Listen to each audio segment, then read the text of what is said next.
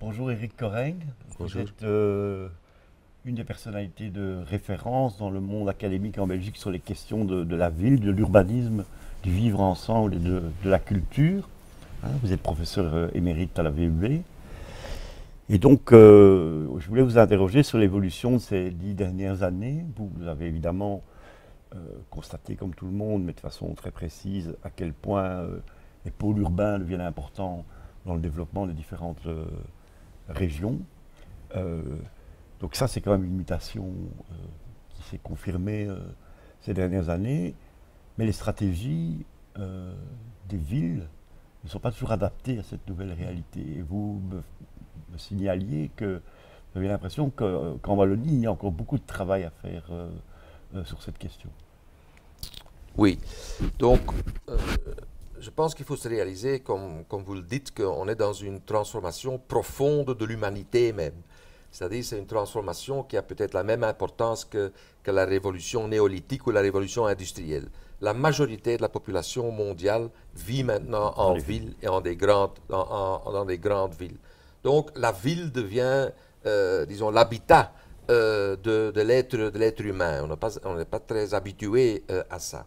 En plus, la transition d'une société industrielle à une société post-industrielle se réalise aussi dans les centres urbains. Et troisièmement, une ville n'est pas un pays.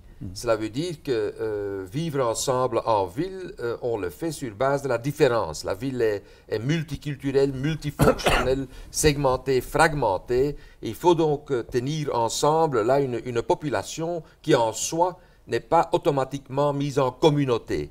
Tandis que dans un pays, on raconte une histoire commune, on raconte une culture commune et on fait comme si tout le monde peut être intégré dans cette culture identitaire historique. Et donc, dans ce sens, faire une politique culturelle en ville est radicalement différente de faire une politique territoriale ou, disons, nationale ou communautaire. Et donc, il faut vraiment placer la culture en ville dans le cadre, je pense, de cette transition, qui est une transition spatiale. Hein, les villes doivent devenir des lieux conviviaux et pas seulement des lieux pour les usagers de la suburbanité. Les villes doivent devenir des lieux de mélange, d'hybridité, de métissage. Et donc la culture, l'art et la culture sont vraiment le champ par excellence pour faire ce laboratoire urbain. Alors, certains constatent aujourd'hui qu'il y a une espèce de régression dans la possibilité d'utilisation de l'espace public qui est de plus en plus marchandisé dans les villes et qu'il faut peut-être justement recréer des dynamiques plus centrées sur l'action culturelle et artistique. Oui, je pense que l'attractivité, et donc un des éléments de l'attraction, c'est les activités culturelles, naturellement, des centres-villes, est vraiment un enjeu. Là aussi, il faut comprendre d'où on vient. Après la Deuxième Guerre mondiale, il y a eu une superurbanisation, c'est-à-dire on a pensé que la bonne vie se déroulait dans des zones résidentielles autour des villes, en dehors des villes. Et les villes les centres-villes, on les a délaissés un peu d'abord pour les pauvres, pour les gens qui n'avaient pas les moyens de se déplacer ou d'acheter ailleurs, et puis pour des usagers, pour des gens qui arrivaient la plupart des cas avec leur bagnole, en occupant le terrain, en fait, avec les bagnoles privées. Tout ce changement implique en fait qu'on libère l'espace pour vraiment en faire un espace public de rencontre, d'animation.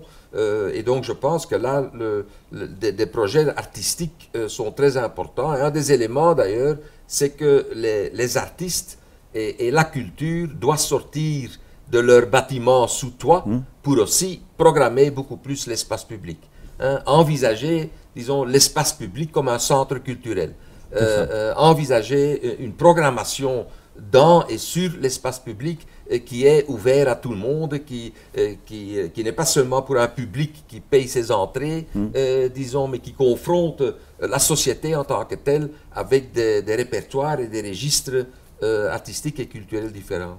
Alors, vous insistez souvent sur le fait qu'il y a évidemment la dimension et l'apport des artistes, mais il y a aussi la dimension de la société civile. Oui, moi je pense que là, naturellement, la construction du lien social est quelque chose qui se fait dans la vie quotidienne et n'est donc pas seulement organisée par les institutions et les politiques, par la gestion de la société, elle est aussi, c'est une construction, une coproduction quotidienne. Et dans ce sens, elle n'est pas facile, elle n'est pas évidente, c'est-à-dire les répertoires culturels doivent se partager, comme on dit, avec l'autre, et même avec l'autre parfois radicalement différent. On est dans une société multicommunautaire, multireligieuse, et dans toutes ces communautés, d'ailleurs, la modularisation, la segmentation est encore plus développée, parce qu'il y a une variété, disons, très grande au sein même des communautés. Et donc, nous devons relier tout ça en apprenant aux gens qu'à côté, disons, d'une culture identitaire propre, dans laquelle on s'exprime, il y a l'interaction avec l'autre. Et en fait, hein, comme je dis dans mes écrits, au XIXe siècle, on a pensé qu'on fait la société en faisant communauté, et puis la société se construit automatiquement à partir de là. Je pense que là, maintenant, dans les villes surtout, on est dans une société multicommunautaire, et chaque communauté linguistique ou culturelle ou religieuse peut naturellement se reproduire, mais la société, la politique, la cité se fait entre deux. Et donc, il faut aussi devenir citoyen de l'entre-deux. Et donc, on est dans sa propre culture, mais on doit pouvoir avoir un lien avec les autres. Et ça, c'est, je pense, l'enjeu de la politique culturelle urbaine. En fait, c'est de trouver cet entre-deux particulier, parce qu'il est particulier ville par ville, selon la composition sociale, la composition des activités de cette ville. Et donc, un projet urbain, la culture, mais dans le sens large du terme, c'est-à-dire comme représentation du lien social, est entre deux et doit donc être inventé et coproduit. Et cela, c'est un enjeu, mais c'est aussi un laboratoire fascinant, naturellement. Merci beaucoup.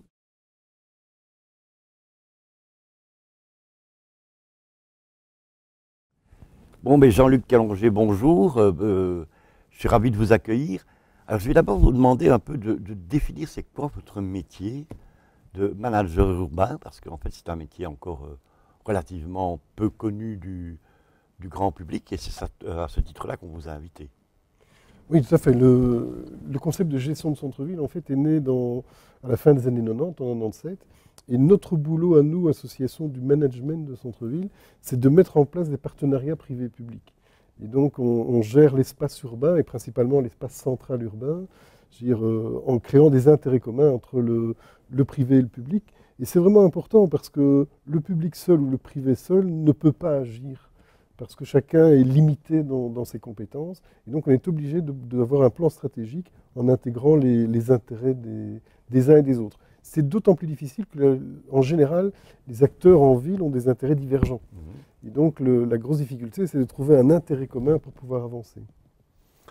Et donc, votre boulot, c'est donc de proposer un plan de développement stratégique qui allie le privé et le public sur le développement des centres urbains. Oui, notre travail, c'est qu'il y ait un organisme, quelque chose, qui représente les intérêts des centres-villes. C'est-à-dire que jusqu'à présent, les intérêts des centres commerciaux, les intérêts de quantité de choses sont représentés, mais il n'y a personne qui travaille pour l'intérêt d'un centre-ville. Et donc, il y a des missions, par exemple, si je prends l'activité commerciale, puisque souvent c'est celle qui vient en premier lieu quand on parle des centres urbains, je veux dire, il n'y a personne dont la compétence est de dire comment va-t-on construire l'offre, le mix commercial du centre-ville. Eh bien, le boulot d'un gestionnaire de centre-ville, c'est effectivement travailler là-dessus, améliorer la mobilité, prendre des initiatives, créer de la valeur sur les bâtiments, et surtout, et c'est ce qui nous intéresse ici, c'est que les communautés s'approprient les espaces urbains. Parce que si la communauté, si les gens qui vivent là sont fiers de leur espace, eh bien, il n'y a pas, ça a l'air d'aller de soi, il n'y a pas d'urbanité sans culture. Et donc le rôle de la gestion de centre-ville, c'est que les gens s'approprient l'espace, qu'ils soient fiers de leur espace. Et rien que ça, c'est un enjeu colossal. Justement, alors le débat qu'on amorce aujourd'hui a lieu pas n'importe où, à Charleroi, hein, dans une ville qui est en tentative importante de redéploiement, surtout dans son centre-ville. C'est un processus long. Est-ce que vous pensez que là aussi, les acteurs culturels ont un rôle important à jouer? Oui, et c'est même essentiel. C'est-à-dire que jusqu'à présent, dans le cas de Charleroi, c'est encore plus net. Mais jusqu'à présent, ce que l'on voit, c'est que la plupart des acteurs culturels, les actions, je dirais liées à la culture, à l'art, etc., c'est considéré comme de l'événementiel. C'est du ponctuel. Et donc, on a aussi des acteurs qui parfois sont bien à l'aise dans ce rôle-là, puisqu'on vient, on fait de l'événementiel, et donc on intervient comme ça de façon conjoncturelle. Le but dans la revitalisation de Charleroi, c'est qu'effectivement, on puisse avoir une démarche structurelle. Et on s'inspire pour ça de ce qu'on a vu ailleurs. C'est-à-dire, si on prend Superkillen à Copenhague, si vous prenez le Vivid à Sydney, vous prenez le quartier des spectacles à Montréal, je veux dire, on voit que de l'événementiel a eu un impact structurel. Si je prends en Belgique, l'Opéra urbain de la Louvière. Oui. Voilà un événement, c'est un événement culturel. Et donc on pourrait dire, bon là, c'est un one-shot, on fait un événement, tout le monde est content. Et en fait, on s'est rendu compte qu'il y a eu un impact sur la population, on lui a créé de la fierté, ils se sont réappropriés, je veux dire, la Louvière, la zone urbaine de la Louvière, et donc les gens étaient fiers, et ils sont toujours fiers, encore. Et donc on se rend compte que ce qui au départ est un événement culturel one-shot, c'est de l'événementiel, a un impact structurel. Et donc l'idée pour nous, c'est de travailler un peu comme les Nantais ont essayé de le faire avec les machines de Lille, c'est dire l'art et la culture, les acteurs culturels doivent intervenir dans la gestion de l'espace. Et donc il faut qu'on ait des espaces qui ne soient pas figés. Donc quand on a un espace du domaine public en zone urbaine, il ne faut pas en faire quelque chose où on met une grosse sculpture, on met une fontaine, on met un monument et on ne sait plus rien faire. Non, l'espace doit être Parce qu'on a adaptable. quand même le sentiment que l'espace public est de plus en plus privatisé et de plus en plus envahi par le marchand. Oui, et par une philosophie de travail qui empêche, parce que c'est la culture qui peut faire le lien.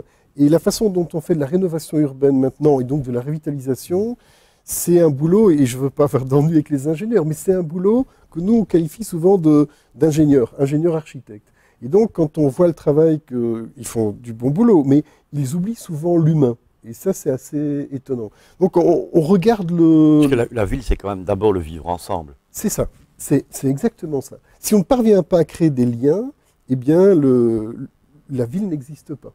Et la ville va se désagréger.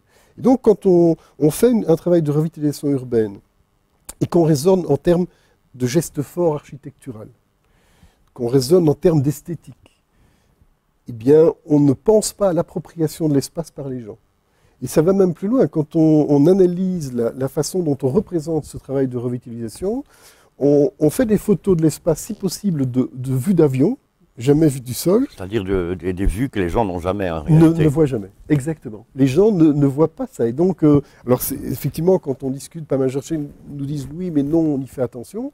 Mais quand on regarde vraiment le travail, souvent la présentation, c'est une présentation vue de haut, vue sur plan, jamais au niveau du sol. Et surtout, et ça c'est assez étonnant, quand on fait des photos des réalisations, on fait surtout des photos quand il n'y a personne dessus, qu'on puisse voir comme c'est beau. C'est ahurissant. Et c'est là que le lien ne se fait pas.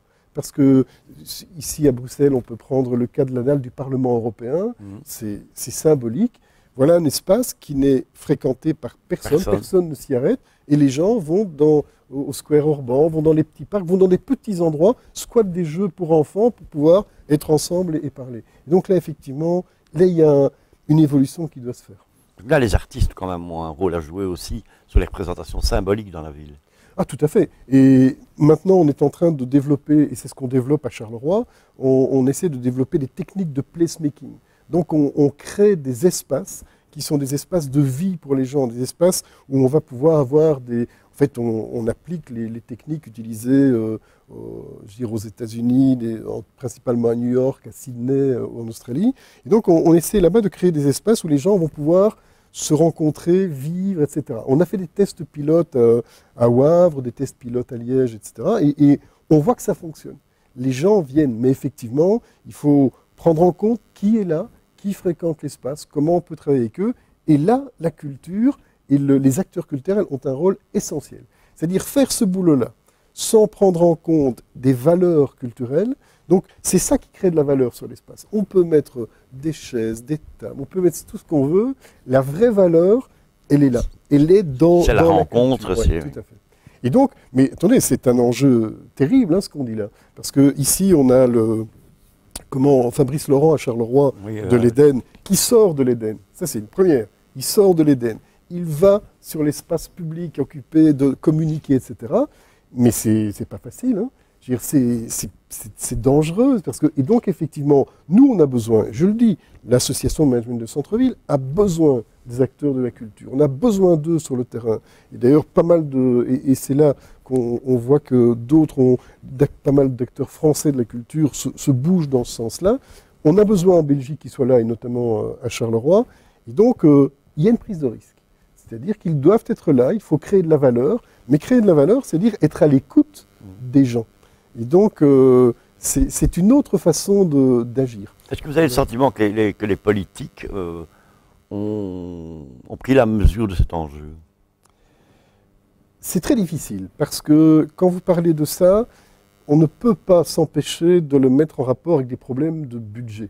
Oui, parce que quand on dit prise de risque, ben, c'est aussi les politiques qui doivent créer des conditions qui permettent à des acteurs de prendre des risques de façon un peu mesurée, ou en tout cas qu'ils soient soutenus dans cette démarche. Oui, et attention que lorsque je parle de budget, je ne parle pas forcément de financier, je ne parle pas de budget alloué aux acteurs de la culture, ni le placemaking. Ce travail-là ne représente pas énormément d'un point de vue financier, mais là où le financier et le budget est important, c'est que pas mal d'acteurs voient un intérêt à investir en dehors de la ville.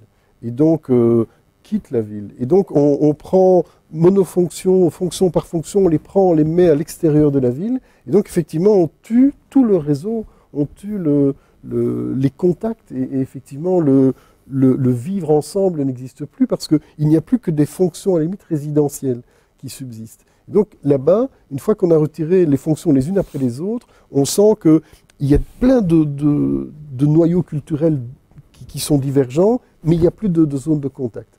Et ça, c'est important. Tant que les acteurs financiers auront intérêt à investir en dehors de la ville, parce que ça sera beaucoup plus rentable, eh bien effectivement, ça sera difficile de faire du placemaking et de relancer la valeur.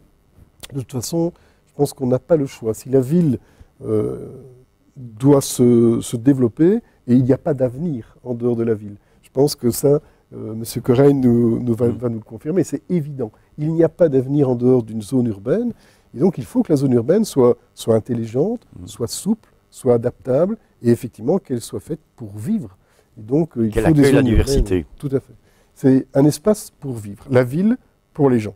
Et si on parvient à faire ça, eh bien, la culture devient une compétence transversale dans la gestion de la ville et dans la gestion du domaine public. Et ça, c'est quelque chose qui ne se fait pas maintenant, qui ne se fait pas ici. Les rares exemples où les acteurs culturels sont des gestionnaires de l'espace avec le gestionnaire centre-ville, avec les pouvoirs publics et avec les propriétaires privés, le secteur privé, ben, on retrouve ça dans le quartier des spectacles à Montréal, oui. Avec des résultats extraordinaires. On retrouve ça à Superkullen à Copenhague, avec des résultats extraordinaires, où les gens s'approprient l'espace. Et les gens sont fiers de leur espace. Ils en sont fiers. C'est-à-dire qu'à partir du moment où on a des gens qui veulent amener les étrangers, leurs familles, etc., vers le domaine urbain pour leur montrer, voilà, ils respectent l'espace et c'est là que les contacts se font. Un exemple très rapide, on a fait une petite technique de placemaking à la place verte à Tournai, oui. et le travail était effectivement avec une dimension culturelle, parce qu'on voulait créer, c'est une des façons de créer de la valeur, hein, c'est d'arriver avec des produits, des projets culturels. Et bien là, ce n'est plus nous qui le gérons, ce sont les gens autour de la place qui ont pris en main la gestion de leur espace. Et donc, ce sont eux maintenant qui organisent les événements, etc., sur leur espace. Ça, c'est important parce que vous rappelez en fait qu'on ne fait pas les villes sans les gens. Hein. Oui, et c'est très très important de le rappeler parce que parfois certains l'oublient. Merci beaucoup. Merci.